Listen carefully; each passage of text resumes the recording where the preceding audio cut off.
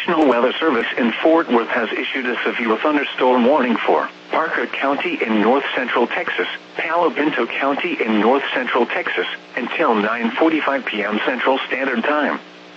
At 8:42 p.m. Central Standard Time, a severe thunderstorm was located 7 miles northwest of Gordon, or 14 miles northeast of Ranger, moving east at 55 miles per hour.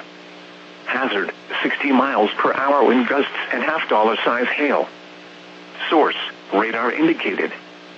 Impact, hail damage to vehicles is expected. Expect wind damage to roofs, siding, and trees. Locations impacted include Weatherford, Mineral Wells, Willow Park, Hudson Oaks, Annetta, Graford, Gordon, Poolville, Mineral Wells State Park, Strawn, Annetta South, Annetta North, Millsap, and Mingus. This includes Interstate 20 between mile markers 373 and 416. For your protection, get inside a sturdy structure and stay away from windows.